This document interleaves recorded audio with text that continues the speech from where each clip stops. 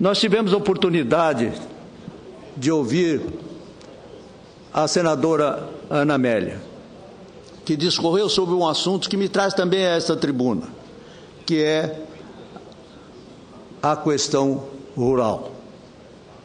Eu posso dizer a Vossas Excelências que não há quem negue que a produção do campo brasileiro é um grande caso de sucesso mundial.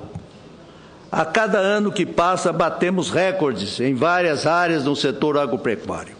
Recentemente, o IBGE divulgou a primeira estimativa da safra nacional para 2013, aliás, ressaltada pela senadora Ana Amélia. Vamos totalizar uma produção da ordem de 183,3 milhões de toneladas, 13,1% superior ao obtido em 2012. A área plantada em 2013, de 53 milhões de hectares, apresenta um acréscimo de 8,4% à frente da área colhida em 2012, que foi de 48,8 milhões de hectares. As três principais culturas, arroz, milho, soja, que somadas representam 92,2% da estimativa da safra, respondem por 85,2% da área a ser colhida. Os números oficiais mostram claramente que o agronegócio brasileiro é extremamente eficiente. Isso é motivo de orgulho para todo o país.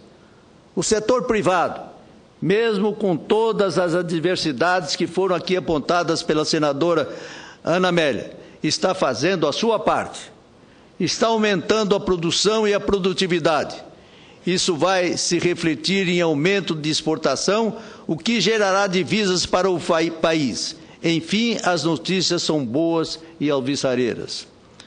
O que nos preocupa, senhores senadores e senhoras senadoras, porém, continua a ser a deficiência de nossa infraestrutura, estradas, ferrovias, hidrovias, portos, enfim, todo o sistema que poderia dar sustentabilidade ao setor produtivo, atravessa graves deficiências. A nossa infraestrutura segue em descompasso com o ritmo de nossa produção agropecuária. O resultado desse processo será o aumento exponencial do custo de exportação de nossos principais produtos e, em médio prazo, haverá perda de competitividade cada vez maior no exterior. A contradição é evidente. Estamos produzindo mais, só que mais caro. Enquanto que o natural seria a medida em que produzimos mais, os produtos deveriam, em decorrência da economia de escala, ser mais baratos e com maior demanda em todo o mundo. No entanto, não é isso que acontece. O Brasil continua na contramão do processo de crescimento sustentável. Faltam estradas, faltam trilhos, e o nosso setor portuário está no gargalho. Ou seja, os investimentos públicos estão extremamente atrasados, enquanto o setor privado começa a ficar desesperado, não sabendo como poderá escoar a sua produção no decorrer deste ano.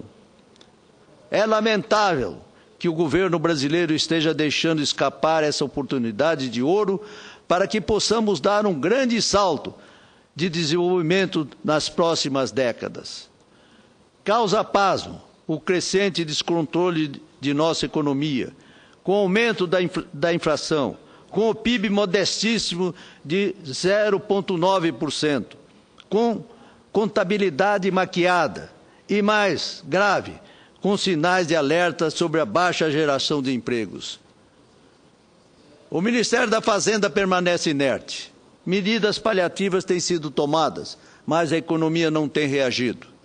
O ministro Guido Mantega vem perdendo a credibilidade, pois vem de um otimismo desmentido diariamente pela realidade. A vontade do ministro, infelizmente, não corresponde aos fatos.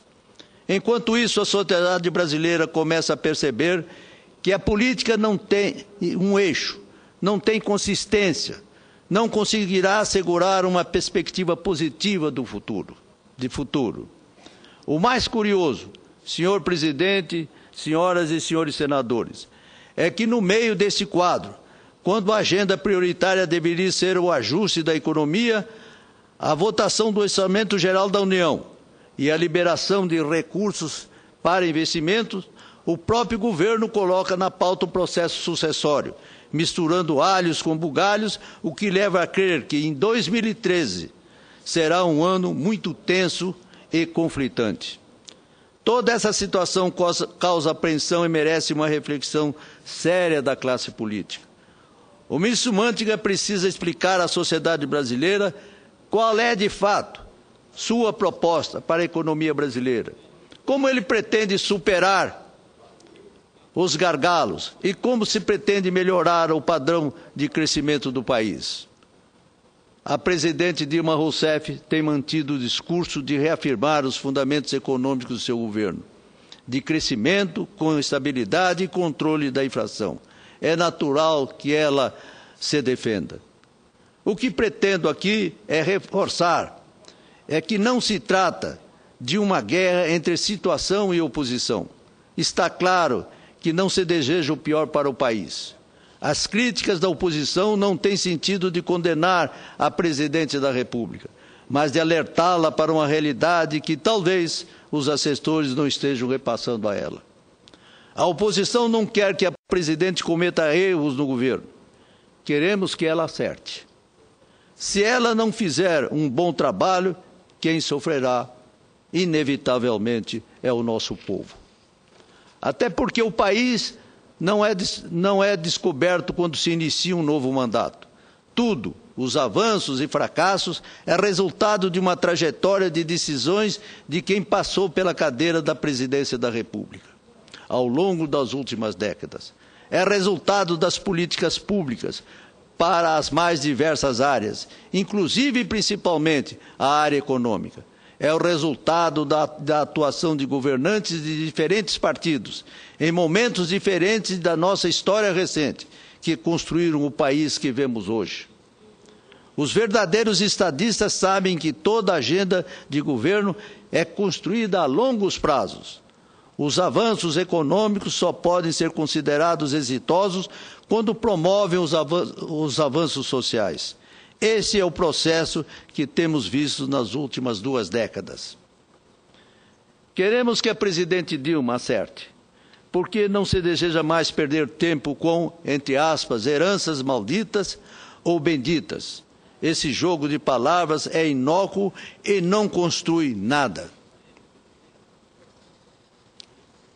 Mas, senhor presidente, o governo me parece confuso. Uma medida como a redução das tarifas de energia elétrica termina por ser anulada porque foi atropelada por decisões subsequentes de elevação no preço dos combustíveis, que incidirá sobre a inflação, levando a desdobramentos imprevisíveis. Isso tem ocorrido em outros setores. Uma boa notícia termina por ser superada por fatos adversos, o que demonstra uma perda gradual de controle persistente sobre os pilares de sustentabilidade de nosso crescimento. Queremos melhor para as próximas gerações.